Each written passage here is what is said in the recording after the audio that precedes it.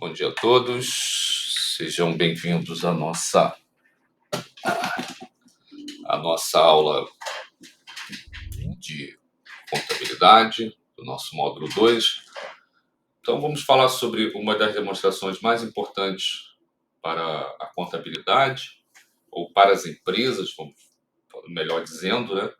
Porque o balanço patrimonial não interessa somente a contabilidade, na verdade, a contabilidade é que vai elaborar essa demonstração, mas ela é muito importante para os gestores, administradores, tomadores de decisão. Então, por isso que é importante, no mundo empresarial, todos conhecerem as demonstrações contábeis, né? E saber como ela é composta, que dados importantes a gente consegue extrair dessas demonstrações, né? E o balanço patrimonial é considerado um dos mais importantes. Então, como o próprio nome sugere, né? O balanço é como se fosse uma balança, né? Como está nessa figura, né? É um equilíbrio entre as contas de ativo e as contas de passivo. Ou seja, a gente já viu isso, né? Entre as aplicações, os investimentos, e as origens desses investimentos. Então, em contabilidade, a origem tem que ser igual à aplicação. Então, o recurso que é aplicado tem que ter a sua origem de igual valor para fechar o que chamamos de método das partidas dobradas com débito e crédito. Então, o balanço patrimonial, né, é a demonstração que mostra a composição do patrimônio. O patrimônio é um conjunto de bens, direitos e obrigações de uma pessoa física ou jurídica, avaliado em moeda. No nosso caso, a moeda é o real. Aqui está um conceito do Ribeiro. Os bens são objetos capazes de satisfazer as necessidades humanas, né, que são suscetíveis a variações econômicas. Já vimos, né, que os bens podem ser bens móveis, bens imóveis, né? Tem bens tangíveis e intangíveis, já estudamos isso, né? Os bens tangíveis sofrem depreciação, os bens intangíveis sofrem amortização, já estudamos isso em particular, né? Em algumas aulas. Então também, né? Aqui são os bens intangíveis, né? Que podem ou não sofrer amortização, como a gente já estudou, né? Se tem vida útil limitada, sofre amortização. Se não tem vida útil limitada, não sofre amortização, mas é obrigado a fazer teste de impairment, né, no final de cada exercício. Já estudamos isso também. Então, só reforçando, né, os bens classificam em bens tangíveis, que têm forma física, né, são bens que a gente consegue tocar, né, então veículos, imóveis, estoque de mercadorias, o próprio dinheiro, né, móveis e utensílios. E os intangíveis são aqueles não palpáveis, né, não constituídos de matéria. Já estudamos também, né, que são os intangíveis, tem um grupo específico no balanço patrimonial para eles, que são as marcas, patentes, etc. Pelo Código Civil, a gente pode classificar os bens e meios imóveis, né, são aqueles vinculados ao solo, que não podem ser retirados sem a destruição, por exemplo, edifícios. E bens móveis são aqueles que podem ser movidos por si só, né, ou por outras pessoas. Os animais, por exemplo, de uma fazenda são bens móveis, né? Então, inclusive a gente chama os animais contabilmente de semoventes, né? Máquinas, equipamentos, estoque de mercadorias, entre outros. Os direitos são os valores que a empresa tem a receber de terceiros, né? Normalmente por venda a prazo, né? Mas a empresa pode ter direito em relação a créditos tributários também, como a gente já viu quando estudou operações com mercadorias. Os terceiros, nesse caso aí, né, quando a gente fala terceiros, corresponde às pessoas que se relacionam com a empresa, né? No caso dos clientes que geram direitos, né, duplicatas a receber, etc. Então, os direitos, né, de um modo geral, estão relacionados às contas a receber, que podem estar vinculadas a contrato ou simplesmente uma transação comercial. Então, né, fechando aqui a ideia, são todos valores que ela tem a receber de terceiros, em geral representado por títulos e documentos. Então, você normalmente vai ter lá duplicatas a receber, promissórias a receber, aluguéis a receber, Podemos ter também, a gente viu, né, representando o direito, créditos fiscais, né? Por exemplo, ICMS a recuperar é um direito, né, de recuperar um crédito tributário, né, em relação ao governo. Estudamos isso em operações com mercadorias. As obrigações, valores que a empresa tem a pagar a terceiros, né, ou seja, como fornecedores, pode ser obrigações em função do uso de mão de obra, como salários, né, salários a pagar, pode ser obrigações tributárias, né, em relação a impostos a recolher. Então, são todas as obrigações que a empresa vai ter com esses, vamos chamar assim, de terceiros, né, essas pessoas que são alheias à empresa.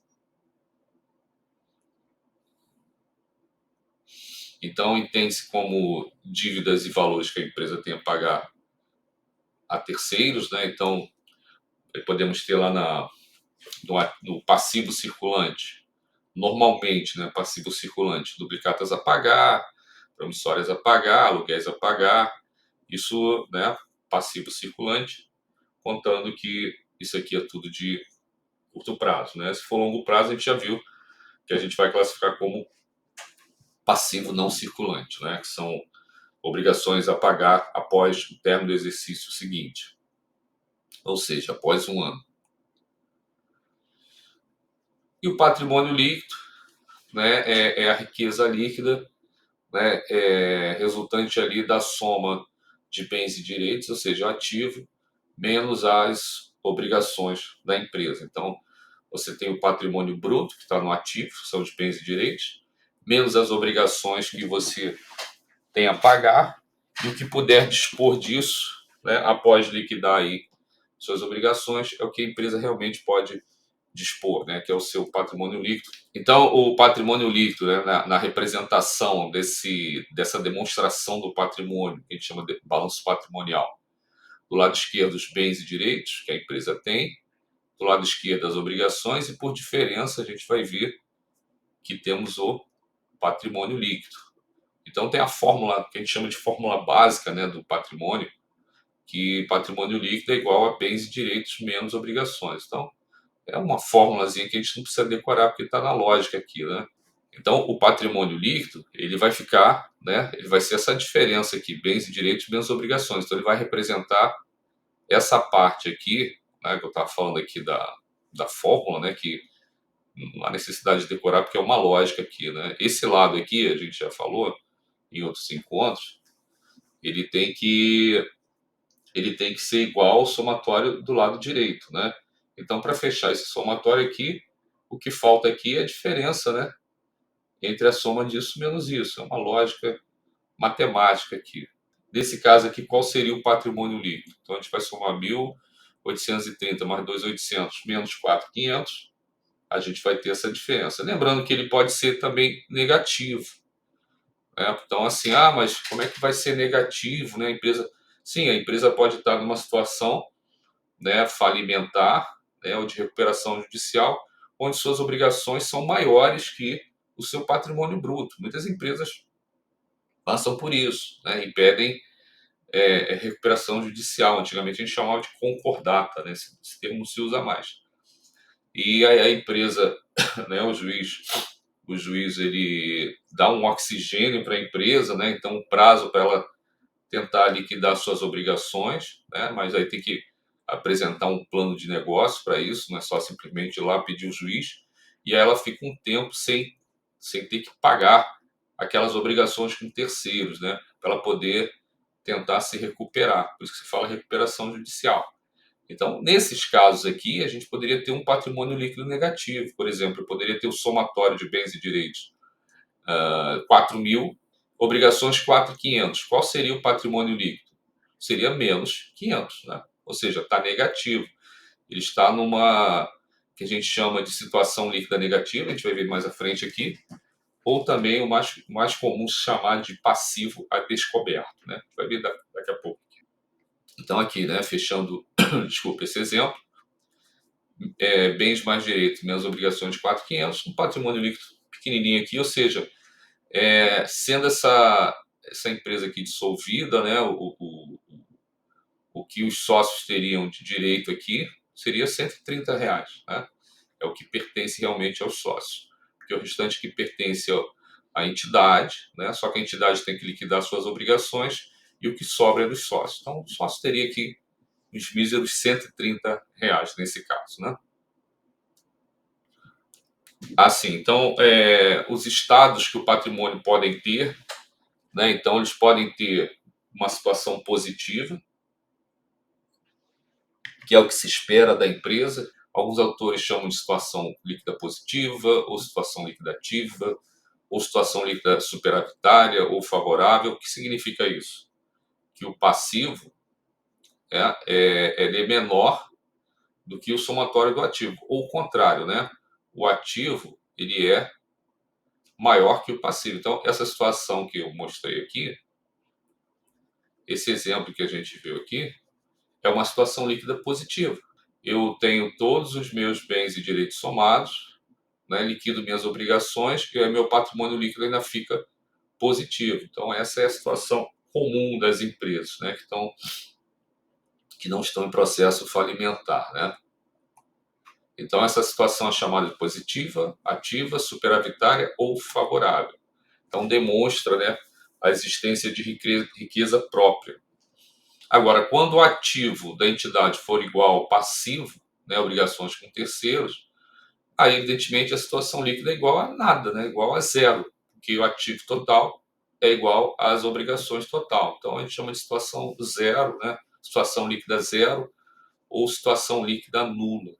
Nesse caso aqui, quando a situação líquida é nula, né, ela não tem riqueza própria, né, demonstra que não há nenhuma riqueza própria nessa configuração.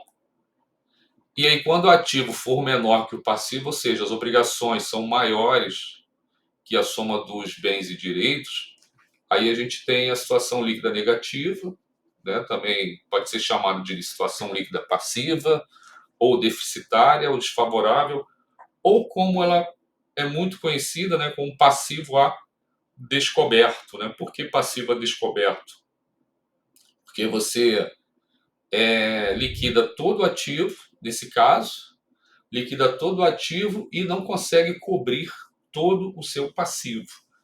E aí chama-se passivo a descoberto. Por quê? Porque o ativo não tem condições de cobrir todo o passivo da entidade. Mostra o quê? Demonstra uma má situação da empresa, nesse caso. Desculpa. Então, aqui podemos ver nessas figuras, né? Situação patrimonial positiva, quando eu tenho o PL aqui nessa configuração. Situação líquida nula, quando o ativo é igual ao passivo, ou seja, meu ativo cobre todo o passivo e não há situação líquida. E a situação líquida negativa ou passiva descoberto, né, que pode ter essa configuração interessante, que na situação líquida negativa, o PL pode estar do lado do ativo, aqui, do lado de cá, para poder fechar o somatório, né, ativo igual a passivo, ou esse PL pode estar do lado de cá, onde ele fica mesmo, só que com um valor negativo, tá? Então, essa é uma configuração também possível para o passivo a descoberto, tá? Ou o PL fica do lado esquerdo junto do ativo, ou ele fica aqui do lado direito, só que com sinal negativo, fechando a equação patrimonial. E o balanço patrimonial, então, com mais detalhes, né? Seguindo as orientações da nossa estrutura conceitual, que é o CPC 00. Então, lá na página 25, item 4.2, diz que as demonstrações contábeis retratam os efeitos patrimoniais e financeiros de transações e outros eventos por meio de agrupamento dos mesmos em classes amplas de acordo com as características econômicas. Essas classes amplas são denominadas elementos das demonstrações patrimoniais. Então, resumindo, né, o que está escrito aqui, então o balanço ele é distribuído, né, de forma em que as contas semelhantes, ou os grupos econômicos semelhantes, eles ficam ali, como posso dizer, para não ficar redundante, né, os grupos ficam agrupados. As contas, os elementos, os eventos semelhantes, eles ficam agrupados. Por exemplo, nós temos na conta veículos todos os elementos referentes a automóveis, caminhões, etc. Então, nós temos ali no agrupamento, ou no grupamento de contas de grande liquidez, lá no ativo circulante, então nós temos caixas equivalentes de caixas, etc. Então, esse conceito está querendo. Os elementos diretamente relacionados à mensuração da posição patrimonial e financeira no balanço são ativos, os passivos e o patrimônio líquido, já sabemos disso, né? Os elementos direcionados à mensuração do desempenho na demonstração do resultado são as receitas e despesas. Então, já conversamos sobre isso também em alguns encontros. No balanço patrimonial, nós temos as contas patrimoniais, ou seja, que se referem a bens, direitos e obrigações, e por diferença ali, né, complementando o patrimônio líquido, que representa o capital dos proprietários, né, o que pertence aos proprietários. E para a mensuração do desempenho da empresa, ou seja, do seu resultado econômico, a gente tem as contas de resultado, que são as receitas e despesas. Essas contas de resultado estarão na demonstração do resultado do exercício, que vai mostrar a composição, né, ali, desde a receita principal de vendas até o lucro, demonstra como o lucro ou prejuízo da empresa foi apurado. Então, a estrutura a gente viu, né? Ativo, passivo e patrimônio líquido e suas subdivisões, está prevista lá na Lei 6.404 da Sociedade Anônima. E já começamos também, né, que a adoção a convergência da contabilidade brasileira às normas internacionais, né, em função disso, essa lei ela teve algumas alterações, não só da 11.638 e 941, né? Veja, ela é de 1976. Então, de lá para cá, tiveram muitas alterações, né? Mas ela ainda está em vigor e foi sendo atualizada, né? De acordo com a realidade econômica do país, mais recentemente, né, do mundo. Então, o balanço, né, de acordo com o CPC 00, né, tem por característica apresentar em determinado período a situação financeira e patrimonial da organização. Então, esse determinado período é importante, pessoal, que é o chamado exercício social. A Lei 4.604, ela não fecha assim o período, né, o exercício social, não amarra de 1º de janeiro a 31 de dezembro. Ela diz que o exercício social, para fins de levantamento das demonstrações contábeis, tem que ser de 12 meses. Mas, né, todas as empresas, elas seguem ali o exercício fiscal.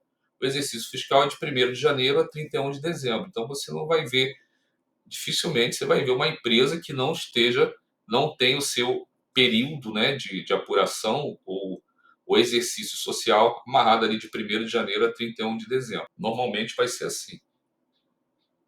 Tá, já comentei, é uma das demonstrações mais importantes, né? Então, aqui, revendo, né? Lado de esquerdo, bens e direitos. Lado direito, passivo. Aqui, o passivo, a gente sabe que tem um passivo de curto e longo prazo, né? Então, temos o passivo circulante e não circulante. E o patrimônio líquido, onde a gente tem o que pertence aos sócios, né? E acionistas. Conceito, a gente podemos rever conceitos importantes aqui de ativo, né? De acordo com a estrutura conceitual. O ativo não necessariamente é um recurso de propriedade, mas ele tem que ser um recurso controlado pela entidade. A empresa tem que ter o controle total desse ativo, né, para ele ser caracterizado como um tal, né, resultado de eventos passados e do qual se espera que flua um benefício futuro, ou seja, que seja útil para que a empresa possa, né, gerar benefícios para a sociedade. Né? Então, poder vender suas mercadorias, apurar seu resultado, etc. O passivo é a obrigação presente da entidade derivada de eventos passados, o qual se resulte a saída de recursos, ou seja, do qual a empresa tenha que fazer o pagamento em função disso, né? E o patrimônio líquido, o interesse residual dos ativos e depois de deduzidos os passivos, ou seja, o CPC 00, esses conceitos estão todos aqui no CPC 00, tá? Esse conceito do patrimônio líquido nada mais é do que aquela equação patrimonial básica que a gente fez, né? Patrimônio líquido é igual a ativo menos passivo, né? Então, a legislação brasileira estabelece o grupo de contas do ativo, né? E então a gente já até conversou sobre isso, né? Então, o ativo circulante e não circulante, e aqui nossos grupos, né, do ativo não circulante, o realizável a longo prazo, o investimentos, imobilizado, intangível. Então já estudamos aqui de per si, né, o imobilizado no encontro, já estudamos o intangível em outro encontro. Aqui no circulante a gente já estudou também as operações de mercadorias, né, os estoques. Aqui é importante, pessoal, reforçar essa ideia de circulante e não circulante. Ela está vinculada aqui ao conceito de curto e longo prazo, né? A ideia de curto e longo prazo. Então, todas as contas, bens e direitos se esperam que sejam realizadas aqui no período de um ano, tá? Que seja utilizado ou vendido, etc., no período de um ano, fica no ativo circulante. Valores que a empresa tem a receber há mais de um ano ou não tenha interesse de negociar, ou seja, são valores, são bens e direitos que a empresa tem para poder tocar o seu negócio, vamos chamar assim, a gente chama de ativo de longo prazo, ou ativo que a empresa não tem intenção de negociar. No caso aqui do investimento mobilizado intangível. Mas a gente tem aqui um realizável a longo prazo, né, que pode ter como origem, por exemplo, um negócio para receber há mais de um ano. Então, por exemplo, se a gente tem um título a receber com um prazo maior de um ano, ou seja, recebível após o término do exercício social seguinte, depois de 12 meses, evidentemente que ele não vai poder ficar no circulante, né? Porque no circulante nós temos bens e direitos de curto prazo. Então, a norma criou, né, o realizável a longo prazo, né, que é um direito recebível, né, de longo prazo, após um ano. Tá? Então, é porque o realizável a longo prazo ele difere um pouquinho do investimento imobilizado intangível, né? Mas pelo fato de ele ser recebível após um ano, não faz sentido ele ficar dentro do circulante. Então, ele é o primeiro grupo aqui do não circulante. Tá? Então, essa ideia aqui de circulante e não circulante. O passivo também tem essa ideia, né? Só que a diferença é que no passivo circulante, a obrigação elas são obrigações que vencem até um ano após a data do balanço. Então, né, se a gente está fechando o balanço, por exemplo, em 31 de dezembro de 2024, então tudo que tiver que pagar de 1º de janeiro a 31 de dezembro de 2025 é considerado circulante, curto prazo. Então, se eu tenho uma obrigação, né, eu estou fechando meu balanço em 31 de dezembro de 2024. Se eu tenho uma obrigação que vai vencer em 26, né, no meu balanço patrimonial ficaria classificado aqui no não circulante. E o patrimônio líquido a gente já falou aqui. Então, a ideia de curto prazo, né? Até um ano, conceito geral, né? Mas até um ano a gente entende, né? A gente falando na demonstração, em termos da demonstração que ela está sendo elaborada em 31 de dezembro de 2000, sei lá, x0 qualquer. Então, tudo que vencer até um ano, ou seja, de 1º de janeiro a 31 de dezembro, é considerado curto prazo. Tudo que vencer após esse período é considerado longo prazo, né? Então, aqui a gente tem essa ideia, né? Então, termo do exercício social, né? O exercício social, como eu falei, né, coincide com o exercício fiscal.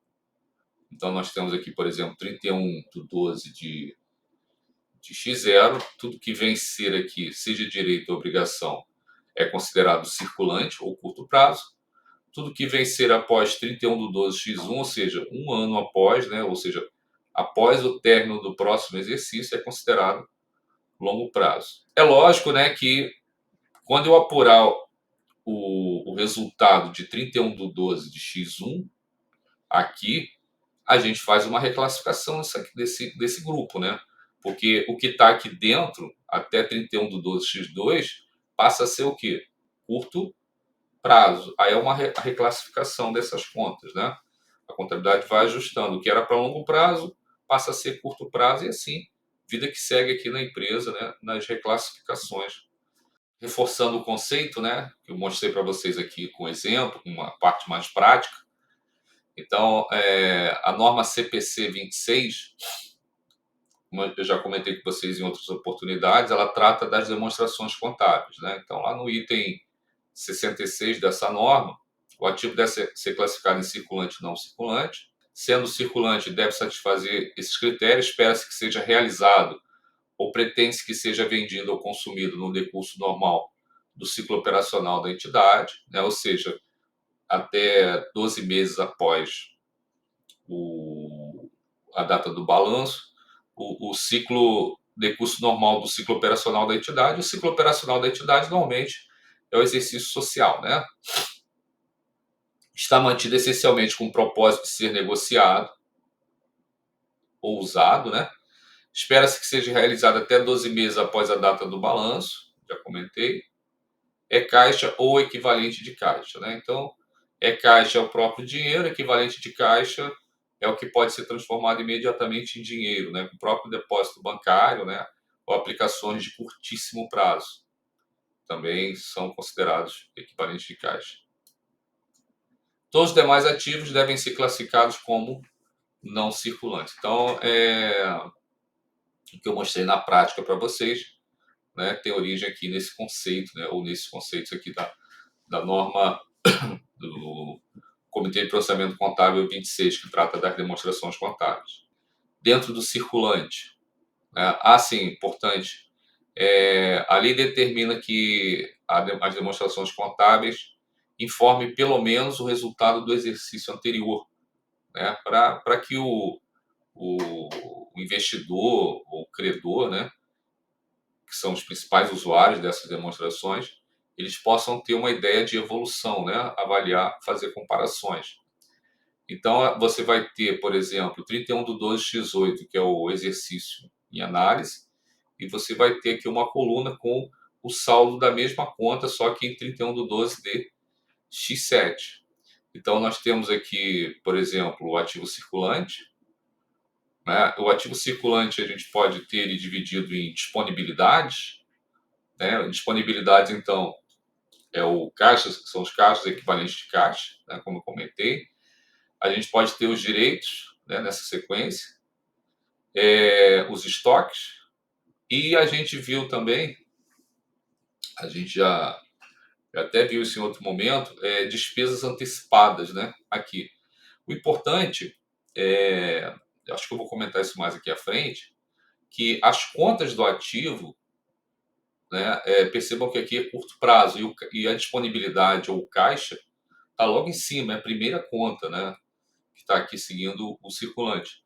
No ativo, nós temos as contas dispostas em quê? Em ordem decrescente de liquidez.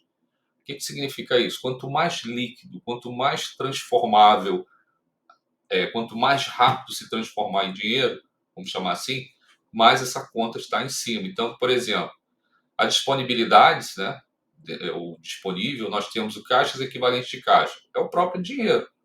Ou o dinheiro que está no banco que eu posso transferir ou sacar a qualquer momento, ou a aplicação de curtíssimo prazo que eu posso pegar a qualquer momento. Então, depois, nós temos, aqui podemos ter um subgrupo de duplicatas a receber ou de direitos, disponibilidades, direitos. Então, os direitos são normalmente de duplicatas a receber, de valores a receber de terceiros por vendas a prazo, normalmente, tá? Nem sempre. Mas são valores que a empresa está só aguardando o prazo para receber, né? Então, pode ser 30 dias, 90 dias. Então, está quase próximo de se transformar em dinheiro.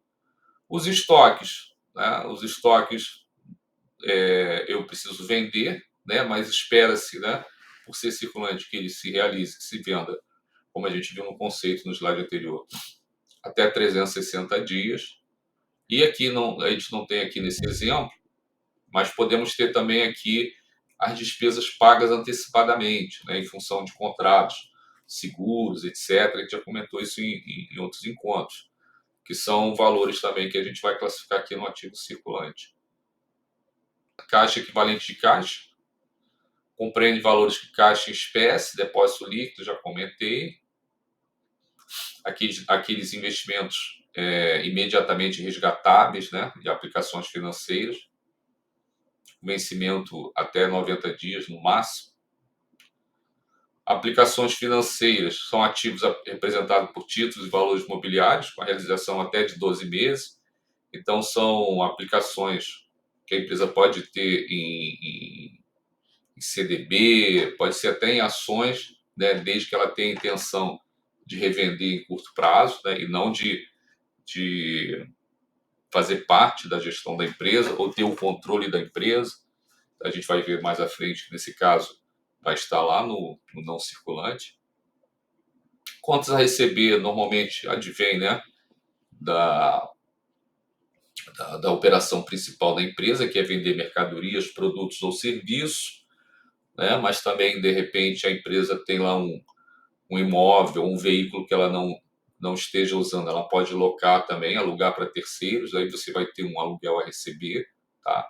Então pode, mas normalmente a maior monta, né, de valores nesse grupo está relacionada às operações da empresa, né, de compra, melhor, de venda, né, de bens ou serviços.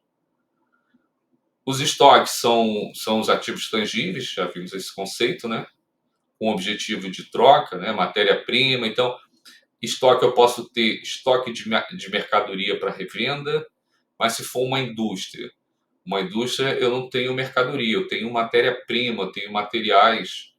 Então, eu tenho itens que eu vou usar na fabricação de outros produtos que vão virar estoque de produtos, né, acabados. E eu posso ter também, né, estoques de uso, e não estoques para fabricação ou venda, como material de escritório, né, material de limpeza. Então, são materiais que a empresa estoca e que ela vai usar na sua atividade, vamos chamar assim, na sua atividade meio, né, para poder tocar o negócio ali, consumo normal de escritório, né, material de limpeza, como eu falei, etc. Então, tudo isso fica dentro desse grupo de estoques. Somente são baixados pela venda. Aí isso aqui a gente já estudou lá em operações com mercadorias, né? Então, os estoques de mercadorias, por exemplo, quando a gente vai apurar o resultado, eles saem lá como custo da mercadoria vendida, que representa o consumo do estoque em função da venda que está sendo realizada, ou CPV se for um produto, ou uma perda, né, se tiver acontecido um fato inesperado e eu tenho que baixar o estoque, ele não pode ser mais utilizado, né? Os tributos a recuperar são os créditos que a empresa tem contra o governo. A gente estudou isso também em operações com mercadorias, né? Quando a empresa compra, por exemplo, uma mercadoria para revender, ela, ela tem lá, né, na nota, o ICMS ali separado ali, né? Então, mas só que quando ela vende, ela também cobra esse ICMS, que é o do consumidor final. Então, o consumidor final, a empresa recolhe lá um valor X do consumidor final, só que a empresa não recolhe aquele valor inteiro, né? Por quê? Porque na compra ela paga ICMS. Então, quando ela compra, aquele valor da entrada é um crédito fiscal, normalmente, né? Então, esse crédito vai poder ser utilizado para abater o valor que no início do mês seguinte ela tem que recolher ao governo, ou seja, aquele imposto ela reteve ali, né, vamos chamar assim, quando ela vendeu a mercadoria. Então, como isso gera um crédito fiscal, é um direito que ela tem. E esses valores, seja de ICMS, de IPI, por exemplo, são considerados direitos e são tributos a recuperar, né? As despesas antecipadas, como eu comentei, né, são aquelas contas que representam despesas que o fato gerador em si ainda não aconteceu. Eu lembro que a gente comentou numa aula sobre seguros. Então, a empresa faz um contrato de seguros de 12 meses, e aí só que, mesmo que ela pague à vista no momento que ela fechou, né, pagou ali o prêmio de seguro, ou que vai pagar parcelado, a despesa não pode ser reconhecida. Por quê? Porque o seguro ainda não foi utilizado em função da competência, dos exercícios. Então, à medida que vão passando os meses, né, se é um contrato de 12 meses, a cada mês que o seguro é utilizado, é reconhecido como despesa 1/12 desse seguro. Essa conta, né, despesa, esse grupo, vamos chamar assim, despesas antecipadas, que fica no ativo circulante, normalmente estão relacionadas a despesas vinculadas a contratos em que o fato gerador ainda vai acontecer, né? Então, é como se eu tivesse elas ali no meu ativo, que me representaria um direito que eu tenho de usar ou consumir por uma coisa que eu já paguei ou estou pagando, né? Só que eu tenho que eu dependo do quê? Da competência dos exercícios para ir apropriando isso no resultado do exercício. Outros créditos, podemos ter, alguns balanços vocês vão ver, talvez esse grupo, né? O reconhecimento de bens e direitos não classificados nos itens que a gente comentou ali, né? Podemos ter ali ativos descontinuados e mantidos para venda, né? Crédito de pessoas ligadas a dividendos de juros sobre capital próprio a receber, etc. O ativo realizável a longo prazo, então, aí a gente já está aqui no ativo não circulante. A característica dele, né, em relação ao circulante, como eu comentei, é quando a sua realização ou seu recebimento vai acontecer depois de um exercício, ou seja, após 12 meses da data do balanço.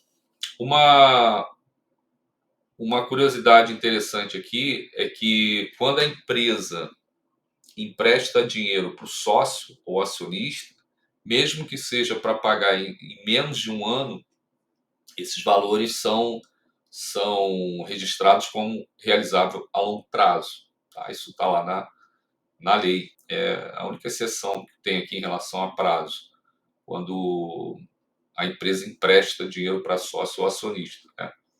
Ou empresa do mesmo grupo. Então temos aqui, né, o não circulante, a gente viu aqui, sim, está aqui, né? Até coloquei aqui. Então, realizável a longo prazo, ativo não circulante, temos, por exemplo, títulos a receber há mais de um ano, ou empréstimos ou a empresa do mesmo grupo, uma coligada é uma empresa que faz parte do grupo, né? De um grupo de empresa, onde a empresa principal é a holding, né? E títulos a receber após um ano, ficam classificados aqui nesse grupo. O ativo não circulante de investimentos, né? Temos propriedades para investimentos, né, dentro desse grupo, ou seja, ativos não destinados a atividades operacionais da empresa, né? Então, um imóvel que não esteja sendo utilizado para atividade operacional, ele fica aqui como investimento. Propriedades para investimento, por exemplo, terreno difícil, né? Mantida pelo proprietário para oferir aluguel, por exemplo. Então, se você tem um imóvel que não esteja utilizando, né? Você tem lá um galpão, né? Não tem demanda, né? A demanda caiu e aquele galpão está ocioso. Então, vamos botar para jogo, vamos botar para aluguel. Então, você vai reclassificar ele de imobilizado para um grupo investimentos, né? O outro caso aqui no grupo investimentos, né? Investimento em participações societárias com a intenção de permanência. Aí eu até comentei, né? Ali no ativo circulante. Então, se a empresa compra ações, né, no mercado ali, né, no mercado imobiliário, compra ações de uma empresa com a intenção apenas de especular, né, o que é especular? É comprar para revender no curto prazo, para poder oferir um lucro ali. Então, se ela compra ações com a intenção de revender rapidamente, você não vai jogar nesse grupo investimentos no não circulante. Isso aqui vai ficar lá no ativo circulante, em outros créditos, por exemplo. Agora, se a empresa ela compra participação societária, ou seja, compra uma quantidade de ações de uma empresa com a intenção de permanência, ou seja, de participar, de ter o controle dela, né, que ela faça parte do grupo, aí esse investimento ele tem que ficar aqui no não circulante, tá? Porque seria um investimento permanente, ela não tem intenção de negociar. O imobilizado, nosso velho conhecido, né? Já estudamos ele, são ativos tangíveis destinados a operações da empresa, onde tem os bens de uso, né? Que sofrem depreciação, né? E podem sofrer também impairment, né? Em decorrência da realização da desvalorização. O imobilizado é o ativo tangível que é mantido para uso na produção e fornecimento de mercadorias e se espera utilizar por mais de um período, ou seja, que tenha sua utilização por mais de um ano. Então, já estudamos, vimos que eles sofrem depreciação. Os intangíveis também já estudamos, né? O imobilizado é o CPC 27, que a gente estudou, o intangível é o CPC 04. São os ativos aplicados ou utilizados na atividade da empresa, com vida útil econômica determinável ou não. Né? Até estudamos isso. Se tiver vida útil econômica determinável, sofre amortização, se não, não sofre amortização e é obrigado a fazer o teste de impairment, né? No final de cada exercício. Não são amortizados quando não for determinável, então já estudamos isso. O que mais? Quando é determinado a reconhecida amortização, então não tem muito a falar aqui não, que a gente já estudou. Então temos aqui os investimentos, né? Ações de outras companhias, né? Terrenos para expansão ou imóveis, né? Que a empresa não esteja usando ou queira alugar. Imobilizado, normalmente bens de uso, e intangível, né? Direitos com bens imateriais, né? Ou direitos ou bens. Então, o passivo circulante e o passivo não circulante, já falamos, né? Isso aqui está amarrado aqui no item 69 do CPC 26, que trata das demonstrações contábeis. Então, deve ser classificado como circulante, né? Já começamos, né? Espera que seja liquidado, né? Ou seja, seja pago durante o ciclo normal do negócio, ou seja, 360 dias ou um ano após a data do balanço. Está mantido essencialmente para a finalidade ser negociado, deve ser liquidado período até 12 meses, então até redundante aqui. Todos os outros passivos não classificados como circulante, ora pois, são não circulantes, né? Que não for de curto prazo é longo prazo. Então, lá dentro do passivo circulante, né, a gente pode ter a contas fornecedores. Conta fornecedores representa normalmente dívidas com fornecedores ou compra de produtos ou mercadorias. Até comentei isso já em outra aula, né? Pode ser usada a conta fornecedores ou a conta duplicatas a pagar, né? Utiliza-se normalmente a conta duplicatas a pagar quando essa operação de compra ela envolve a emissão do título, né? Pelo vendedor, né? Pelo fornecedor da mercadoria e com o devido aceite, né? do comprador. Obrigações trabalhistas refere-se a dívida junto com empregados e o governo, né? Então, nós vamos ter ali, por exemplo, salários a pagar, né? Vamos ter FGTS a recolher, INSS a recolher, imposto de renda a recolher. Aliás, imposto de renda é outra coisa, né? Então, assim, as obrigações referentes ao uso de mão de obra, né, na empresa. Então, está aqui, né? Eu já comentei salários, participações, etc.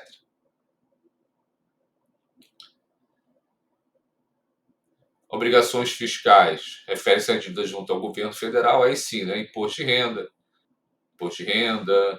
nós temos ICMS a recolher, temos contribuição social a recolher sobre o lucro, etc. Empréstimo e financiamento, né? Quando a empresa tiver necessidade de, num banco, instituição financeira, e captar recursos, né? Pegar empréstimos, né? Aí queria ser obrigação, que pode ser de curto ou longo prazo, aí vai depender do prazo de pagamento. As provisões, já estudamos, inclusive, né, referem-se às estimativas prováveis, né, mais de 50% de probabilidade, estudamos, né, não pode ser possível, tem que ser provável, de valores referentes a eventos passados com exigibilidade que dependem de eventos futuros. Então, já é um assunto bem manjado por nós, as provisões. Né? Provisões e reservas, né? Normalmente são decorrentes de processos previdenciários, trabalhistas, cíveis, hoje em dia também bastante ambientais, né? E o patrimônio líquido, nosso velho conhecido também, né? O total de recursos investidos pelos proprietários, normalmente composto de capital, né? Vimos, né? Já estudamos capital social, que é o valor que os sócios colocam na empresa, né? A representação de quanto eles têm no negócio, reserva de capital, já estudamos, reserva de lucros, podemos ter lucros, prejuízos acumulados, ações de tesouraria, etc. Então, o capital social representa o valor, né, do capital integralizado pelos sócios, ou seja, o que ele entrega para a empresa. Como já comentei, o capital social não é dinheiro, né? O dinheiro está no caixa, está lá no ativo circulante. O capital social, ele representa o que o sócio tem no negócio, né? Então, as empresas, sociedade anônimas, por exemplo, isso é representado pelo número de ações que o investidor possa ter, e numa sociedade limitada, isso é dividido em cotas. Reserva de capital já estudamos também, né? São valores recebidos pela empresa que não transitam pelo resultado, né? A gente viu ágil na emissão de ações, vimos também doações, né? Já estudamos isso, até aqui o exemplo. Reserva de lucros é a parte do lucro não distribuído pela empresa, também estudamos isso. Não distribuído que a empresa retém, né, para fazer diversas finalidades. Então, podemos ter reservas obrigatórias, que é reserva legal, né? Contingencial em incentivos fiscais, reservas facultativas, né? Temos ainda reserva especial. Então, são valores que são retidos do lucro do negócio, né? E não distribuído aos sócios. Então, aqui fechando, nós temos então aqui o nosso passivo, um passivo circulante, com as obrigações de curto prazo. Temos o não circulante com um exemplo aqui, de longo prazo. E o patrimônio líquido com seu capital e suas reservas. Lembrando, né, que o ativo, total do ativo, sempre fecha com o total do passivo, né? Então, 63 aqui em X8, 63 aqui em X8, 37 aqui em X7, 37 mil aqui em X7. Então é importante, né? Já vimos isso em algum momento. No balanço patrimonial, nós temos o ativo e temos o passivo, né? Então, no ativo, nós temos as aplicações de recursos, né? O ativo nasce em função, ou cresce em função da origem de recursos. Essa origem vem aqui do nosso passivo e patrimônio líquido. Então, a gente pode ter origens, né? O ativo pode crescer em função tanto de origem de sócios, né, de proprietários, colocando dinheiro na empresa, ou de origem de terceiros, né, ou seja, de compras a prazo, de captação de recursos, como empréstimos, financiamentos, etc. Né? Então, a gente vai ter o lado do ativo como o lado das aplicações, né, dos recursos, e no lado do passivo patrimônio líquido, nós vamos ter nossas origens desses recursos. Então, quando a gente fala capital de terceiros, né, o capital alheio, então, só voltando aqui, né? Então, desse lado, nós temos capitais de terceiros e capitais próprios, né? Então, capital próprio a gente coloca como capital de proprietário. E o que é do proprietário está no patrimônio. Capital de terceiros está no passivo, propriamente dito, né? Ou seja, capital que pertence a pessoas alheias à empresa, ou seja, a terceiros. Então, quando a gente falar em capitais de terceiros, é o capital alheio, a gente pode chamar de passivo, né, ou obrigações. Então, capitais de terceiros corresponde a obrigações ou o passivo propriamente dito. E o capital próprio, né, que são os recursos dos proprietários, sócio-acionistas, nós chamamos de patrimônio líquido. Se em algum momento você fala, o capital próprio é tanto, opa, você já sabe que está se falando do patrimônio líquido. O capital de terceiros é tanto, então você já sabe que está falando do passivo. E a soma desses dois, né, capital de terceiros mais capital próprio, é o capital total à disposição da empresa. Né? Ou seja, o capital total à disposição da empresa é o capital dos donos e o capital de terceiros, que a empresa utiliza para tocar o negócio. Né? Só demonstrar aqui o fluxo, a gente vai entrar em demonstração do resultado. Então, aqui o balanço patrimonial, né, o fluxo normal do exercício. Né? Então, temos capitais de terceiros, que é recurso que entra pelo passivo, né, para ser aplicado no ativo. Temos o recurso próprio, né, que são os recursos dos donos, também são aplicados no ativo. E temos, né, quando se apura o resultado, parte do lucro, já vimos, né, sai como dividendos, pagamento sócio-acionista, e parte é retida, né, no negócio, no patrimônio líquido, para o quê? Reinvestimento, normalmente, no próprio negócio. Né? Muito bem. Então, eu vou deixar agora esse espaço, né, são dois estudos de caso, Então aqui você trabalha no setor contábil da ótica e visão, recebeu os seguintes saldos em abril de 2025. Aí tem aqui os valores, né? Classifique os valores acima na estrutura correta do ativo, passivo e patrimônio líquido. Então você recebeu essa informação aqui, né, conforme está falando aqui, ó. O balanço anterior apresentava erros na estrutura. Sua missão é reorganizar e elaborar corretamente o balanço patrimonial, separando os itens em ativo, passivo e patrimônio líquido. Eu queria até que vocês separassem ativo circulante e não circulante.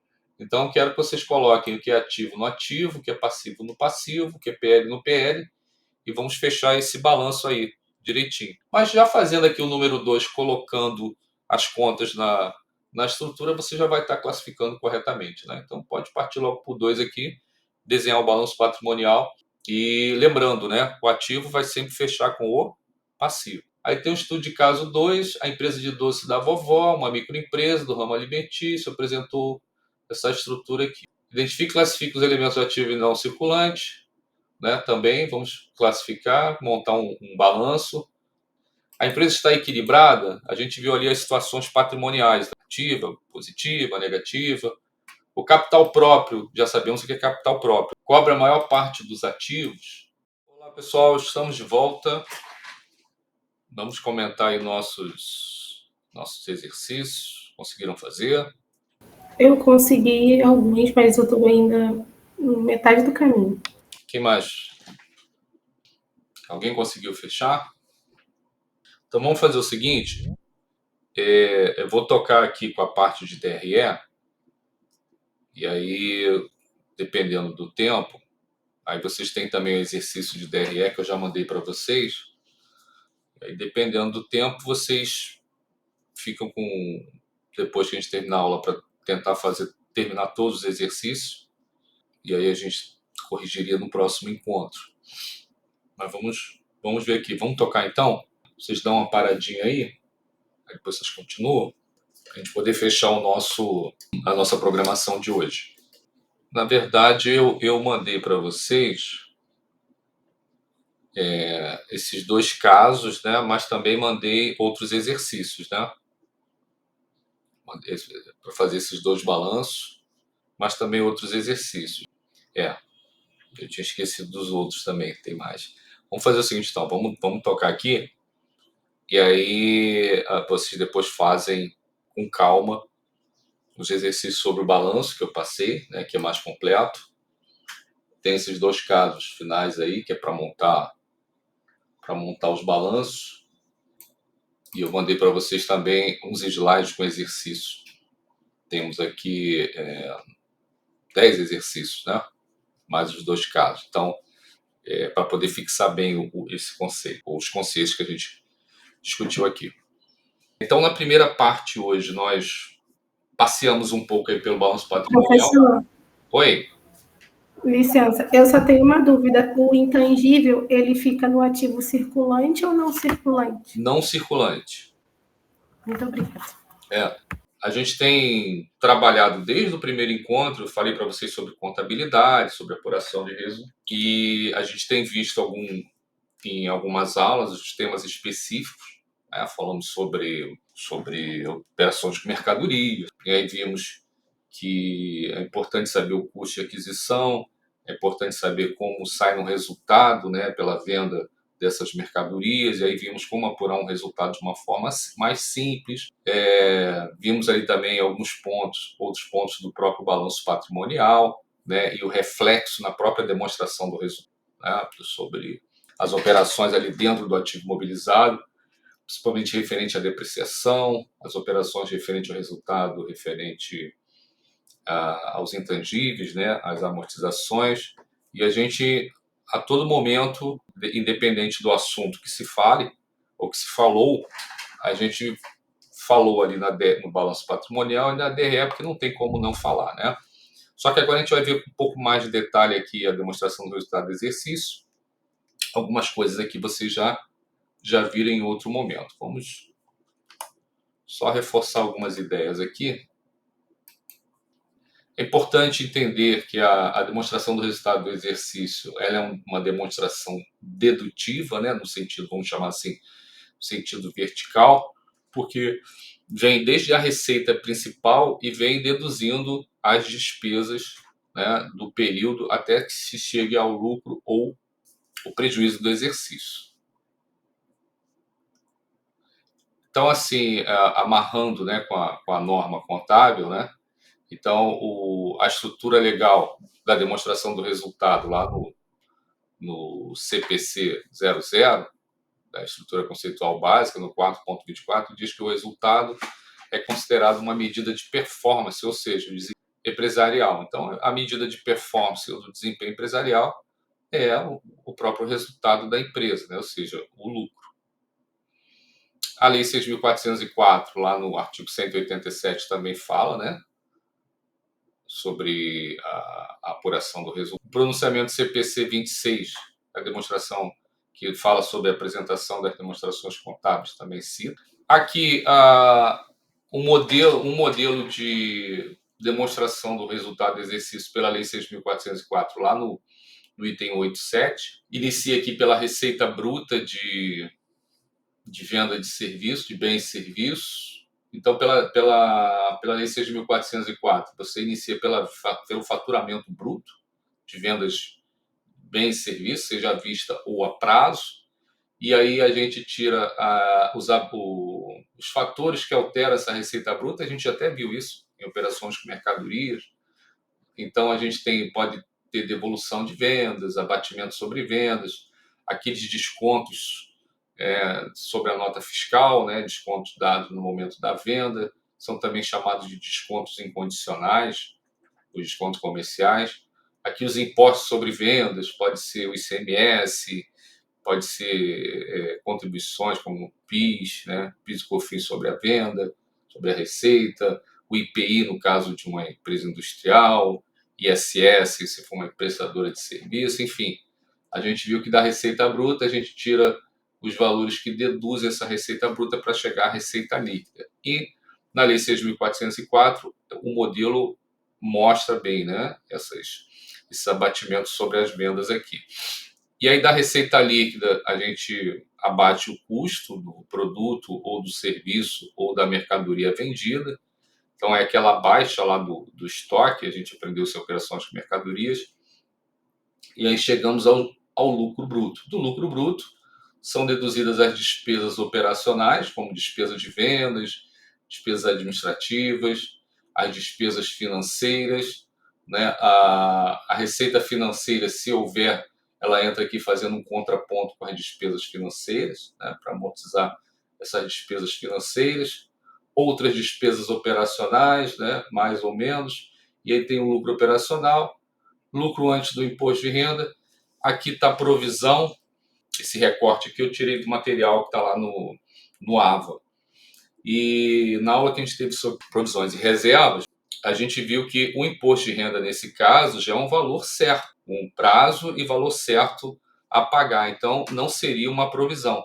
Mas é um termo, né, que foi utilizado por muito tempo, muitos anos, pelos contadores. E eu falei para vocês que em alguma situação, algum momento, vocês ainda iriam ver alguém chamando de provisão para imposto de renda. Então, tecnicamente, hoje em dia, a gente já não chama isso aqui de provisão. E para ser uma provisão, tem que ter uma probabilidade alta de desembolso pela empresa, né, de ter que fazer o pagamento, mas não há ainda um prazo e um valor 100% correto, fechado ali para fazer o pagamento. Então, você provisiona aquele valor. Nesse caso aqui, o imposto de renda a gente já sabe, né, o valor que vai ser pago e quando vai ter que pagar. Então, não seria provisão. Mas deixei aqui de propósito, só para fazer esse comentário. E aqui algumas participações que podem acontecer no lucro, né? Participação de empregados, participação de debenturistas, etc., né? Que possam ter direito a participar do lucro. E aí chega-se ao lucro líquido do exercício e também o lucro por ação, se for uma companhia de capital aberto, informa-se também o lucro por ação. Então, esse aqui é o modelinho mais completinho aqui, né, previsto na Lei 6.404/76, com as suas alterações. Então, abrindo, né, desmembrando ali aqueles pontos da estrutura, então a receita bruta, temos aqui a receita líquida, tá? Então aqui está só a sequência do que está previsto lá no artigo 187, seção 5. E aqui o modelo de DRE previsto no CPC 26, que já está na... Quando aparecer aqui R4, R1, R2, significa que já foi revisado esse CPC 4 vezes, tá? Já foi atualizado, vamos chamar assim, né? Então, esse CPC 26, que trata das demonstrações contábeis, né, o Comitê de Pronunciamento Contábil, que é 26, ele já está na 4ª revisão. Então, ele começa aqui já pelas receitas líquidas, tá? Então, ele tipo assim, dá uma resumida, vamos chamar assim, nessa informação. Porque a receita líquida já sabemos, né? Ah, mas não tem as deduções? Sim, essas informações estão na própria contabilidade, mas para o acionista, né, talvez seja interessante você já partir da receita líquida. O acionista, o credor em potencial, né, da empresa, parte aqui da receita líquida, tira o CMV, igual ao lucro bruto.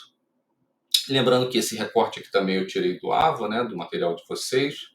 Lucro bruto, despesas com vendas, despesas administrativas, mais ou menos outras receitas e despesas não consideradas operacionais, mais ou menos resultado da equivalência patrimonial, no caso aqui de empresas que tenham capital, né, ações de outras empresas, participam, né, da gestão ou controlam essas empresas, e aí a participação ela pode aumentar ou diminuir, então isso é reconhecido aqui no resultado.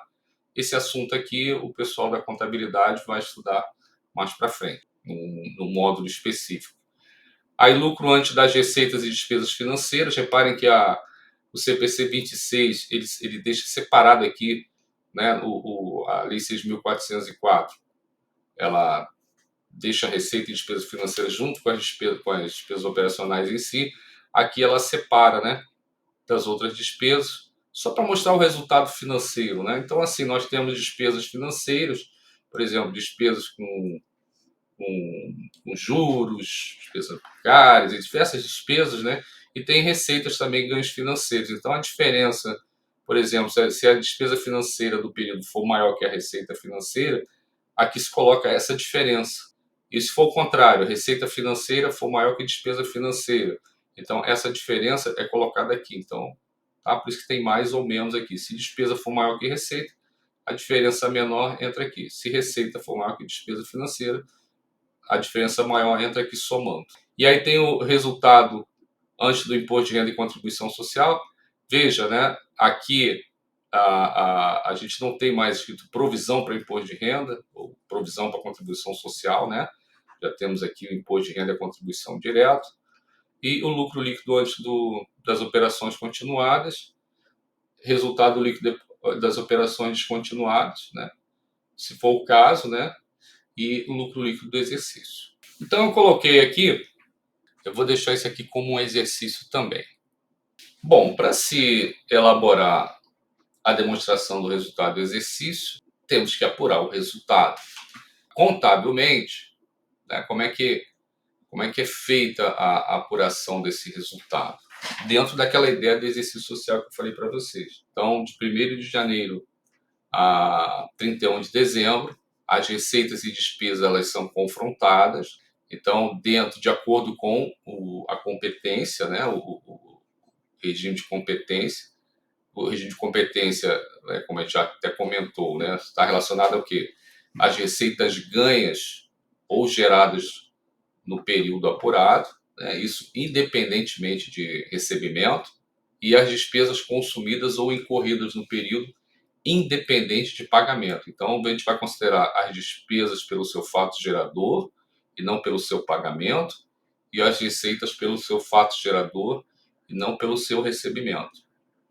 Então, por exemplo, uma venda à vista em 22 de dezembro, uma venda a prazo em 22 de dezembro para ser recebida de 24, para ser recebido em janeiro de 25, perdão, vai ser uma receita ganha no exercício de 2024. Então, vai pertencer ao regime, pelo regime de competência, uma receita de 24 mesmo que ela seja recebida em janeiro de 25.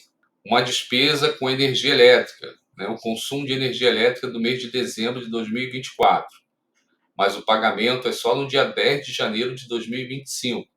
Então, a competência da despesa, ou seja, o consumo daquela despesa foi em dezembro de 2024. Então, ela vai ser despesa de 2024, mesmo que ela seja paga em 2025. Então, isso quer dizer o regime de competência. Receita e despesa são registradas pelo fato gerador e não pelo pagamento ou recebimento. Então, encerramento das contas de resultados para efeito das demonstrações previstas em lei são feitos anualmente, né, encerramento. Os saldos dessas contas de resultados, elas vão ser zeradas. Por que vão ser zeradas? Porque durante o exercício, a conta receita de vendas de mercadorias acumula um valor X qualquer, né? Vamos supor, 100 mil reais. E as despesas acumulam um valor também para serem confrontados com essa receita para chegar ao lucro ou prejuízo. Quando termina o exercício, o que a gente tem que fazer? Apurar o resultado, ver se teve lucro ou prejuízo. Em 1º de janeiro do exercício seguinte, essas contas precisam estar com saldo zero para que se acumulem valores novamente, para que se apure o resultado desse novo exercício. Então, por isso que essas contas, contabilmente, elas são o quê? Zeradas, elas não são encerradas, elas são zeradas, tá? Para poder receber novos valores nos exercícios seguintes e apurar os resultados seguintes, correto? Lançamento de encerramento, eu já mostrei isso para vocês algumas vezes na sala, mas vamos ver aqui novamente, né? Uma forma mais simples. E apuração do resultado, já sabemos, né? Quando receita, o somatório da receita é maior que o somatório da despesa, tem lucro. Quando acontece o contrário, tem prejuízo. Então aqui, de forma simples, como é que essas contas são encerradas, né? E como é feita a apuração na contabilidade. E a gente não vai fazer esses lançamentos contábeis aqui nesse momento. Mas só para vocês entenderem, aqui suponha durante o exercício a conta de receita acumulou, por exemplo, 45 mil. A gente tem uma conta contábil, que é um razonete, que a gente chama, né? Do lado esquerdo é o débito, do lado direito é o crédito. Então tem um saldo credor aqui de 45 mil acumulados durante o exercício. E as despesas que tem saldo devedor, né? Fica o saldo do lado esquerdo aqui. Por exemplo, despesa de salário 16 mil, despesa de material de escritório 7 mil. Então, durante o exercício, foram acumuladas aqui 23 mil de despesas e temos 45 de receita. Matematicamente, se a gente quiser apurar o lucro, basta pegar 45 menos 23. E aí a gente tem um lucro de 22. Mas na contabilidade, isso é feito transferindo o saldo de conta de receitas e despesas para uma conta transitória, né? Uma conta que surge no final do exercício só para receber esses saldos e apurar o resultado. E vimos isso já, né? Quando a gente falou em provisões e reservas, em sala de aula, eu mostrei no quadro para vocês como é que se faz essas transferências de valores. É basicamente isso aqui, né? Então, as despesas transferem seus saldos para essa conta área, né? Apuração do resultado do exercício, e a receita também. E perceba, ela tinha 45, a receita transferiu 45, ficou com saldo zero, né? Por isso que eu falei para vocês que elas zeram. Porque suponha que eu esteja aqui apurando o resultado de 31 de dezembro de 2024.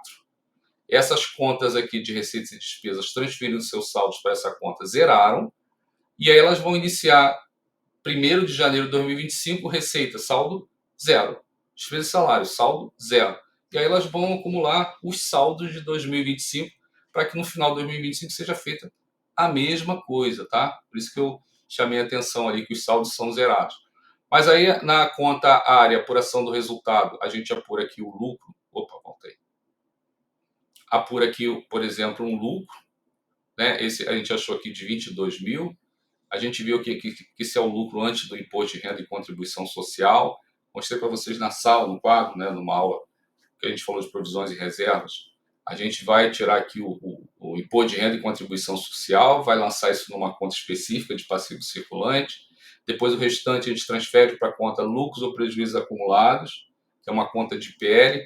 E aí sim a gente vai fazer essa distribuição desse lucro acumulado para as reservas e para o acionista, né? O pagamento do acionista, o que ele tiver direito de acordo com o estatuto. gente já viu isso numa outra aula. Aí aqui, né, a conta lucro ou prejuízo acumulados, como eu falei para vocês, né? Aqui esses 22 mil, depois de, vamos supor, né? Que aqui a gente não está entrando muito em detalhe.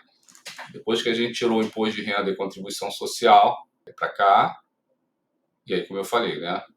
Aí isso aqui é transferido para lucros ou prejuízos acumulados, né? Eu transferi para cá. E aí daqui é feita a distribuição, né? Para os acionistas, para as reservas que estiverem previstas no estatuto. Pode acontecer também, né? E se for o contrário, se der prejuízo, se essa conta nessa apuração aqui tiver mais despesa do que receita, então você vai ter um prejuízo do lado de cá.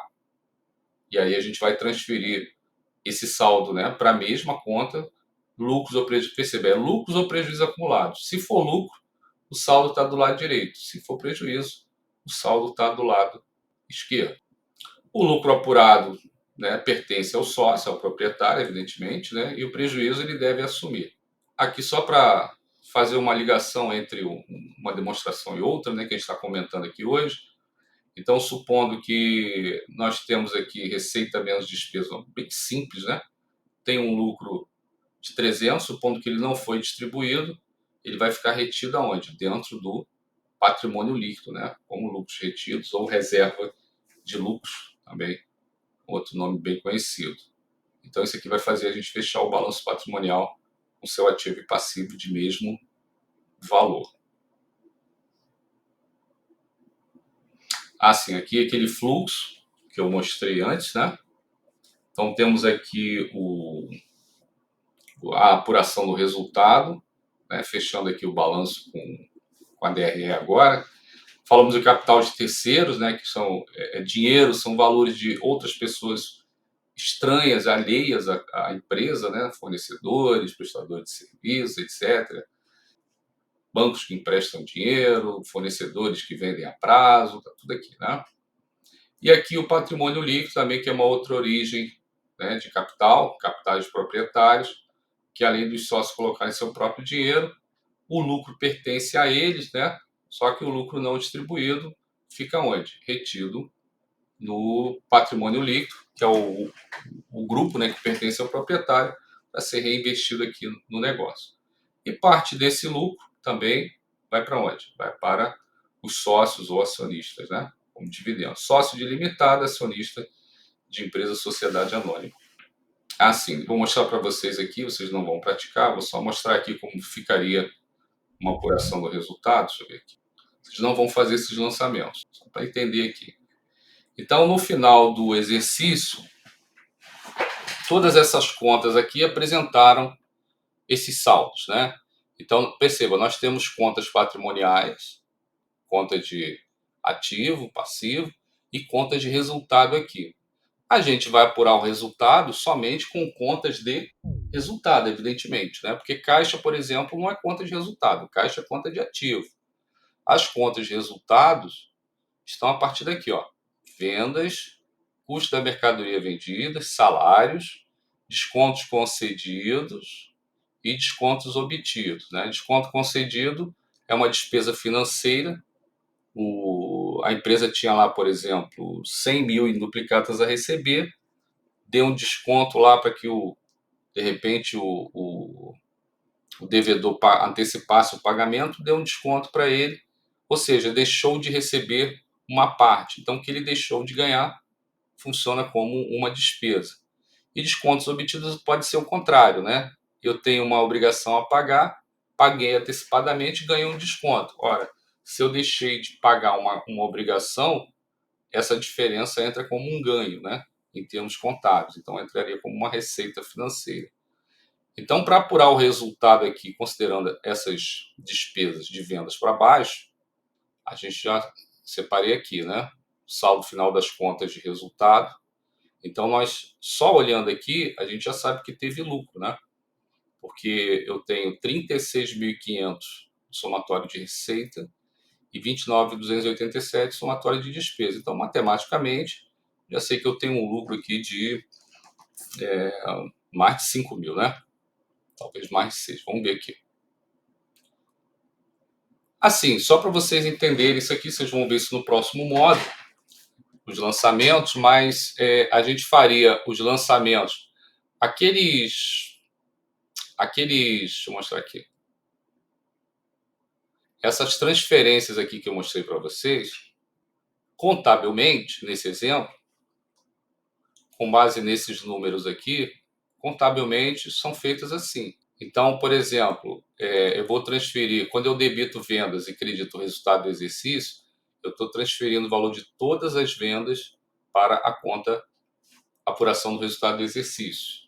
Aí, normalmente, o lançamento contábil tem 5 elementos básicos, né? Você vai ter uma data do lançamento, vai ter uma conta, pelo menos uma conta débito, uma conta crédito, histórico e valor. Né? Então, temos aqui um lançamento, né, com 5 elementos básicos, né? Aqui não tem a data, né? Mas aqui a gente teria, em cima de cada lançamento, a sua data respectiva.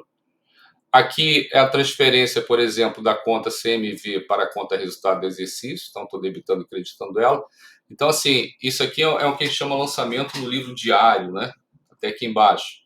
Então, a contabilidade vai fazer o registro no livro diário dessas transposição de saldos e depois vai fazer, né, o lançamento nos razonetes, ou no livro Razão, que é parecido com aquele exemplo que eu mostrei anteriormente. Então, as contas de receitas aqui, ó, estão sendo debitadas, aí a gente vai zerar o saldo.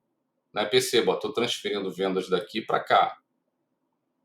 O CMV, que é uma despesa, estou transferindo daqui para cá. Perceberam? Então, todas essas contas de resultados, elas estão tendo seus saldos lançados do lado oposto para zerá-las para o próximo exercício. E esses valores estão todos sendo transferidos para cá. E aqui apuramos o saldo. Eu falei mais de 6, né? Na verdade, 7, né? 7.212 de lucro, porque o total da receita foi maior que o total do somatório da despesa. E aí esse lucro aqui, né, supondo que já tenha sido tirada aqui a parte do imposto de renda e contribuição social, ele vem aqui para lucros ou prejuízos acumulados, aqui jogamos direto em reserva de lucros, tá? Supondo que tudo foi capitalizado aqui no PL. E aí a contabilidade faz um novo balancete de verificação, né, para constar encerrar os saldos, né? Os saldos têm que bater também, né? O saldo final. Percebam que as contas de resultado aqui tiveram seus saldos zerados e o resultado foi enviado para a conta do PL, reserva de lucro. E aí, quando você faz o balanço patrimonial, confrontando ali a DRE com o balanço patrimonial, a gente tem o encerramento completo. Aquelas contas de patrimoniais eu coloquei aqui no balanço, fechando 101.212. E o PL aqui, o passivo, com as contas de resultado, mais o acréscimo do resultado, né, do exercício, fechou certinho 101.212,50. Tá? Mas fiquem tranquilos que essa parte de lançamento vocês só vão estudar no próximo módulo. Tá? Aqui é só para entender, visualizar como uma demonstração ela completa a outra, né? Vamos chamar assim, né? Bom, e assim nós falamos aqui sobre o tema da DRE. Eu enviei para vocês uma relação do exercício. Então, nesse exercício aqui, esse só tem dois casos, três casos, né? Então, eu tenho aqui uma empresa, os dados contábeis.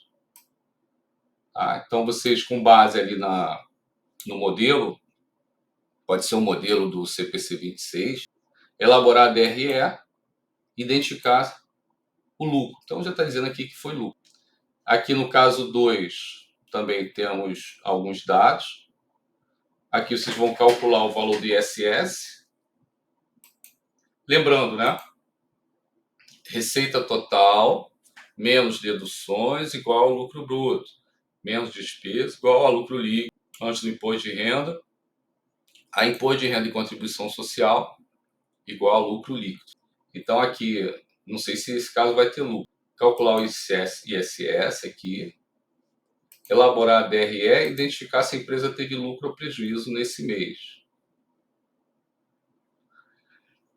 Aqui, um outro mais completo um pouquinho. Então, temos aqui diversos dados, temos imposto de renda, tem participação de empregados, elaborar a DRE, identificar o lucro líquido e análise da empresa, se a empresa conseguiu equilibrar suas despesas operacionais com as receitas. Então, eu queria que vocês tentassem fazer essa análise também. Esse material já foi enviado para vocês. Esse tempo agora são 11h12, já quase 11h20. Eu queria que vocês aproveitassem esse tempo final da aula para terminar todos os exercícios que tem que fazer. Do balanço patrimonial, vocês não terminaram, e mais esses 3 casos aqui, tá? Então eu vou ficar aqui na sala, tá? Até o horário normal da aula, mas assim, vou deixar por conta de vocês, tá? Se vocês quiserem falar comigo, quiserem tirar alguma dúvida, tá? É só chamar aí que eu respondo. Procurem usar esse tempo agora para isso. Aqui em sala de aula a gente faria exatamente isso, né? Daria o tempo para vocês praticarem aí. Então vou ficar em off aqui, mas se quiserem falar comigo, é só abrir o som aí e falar. Então bom trabalho aí para vocês.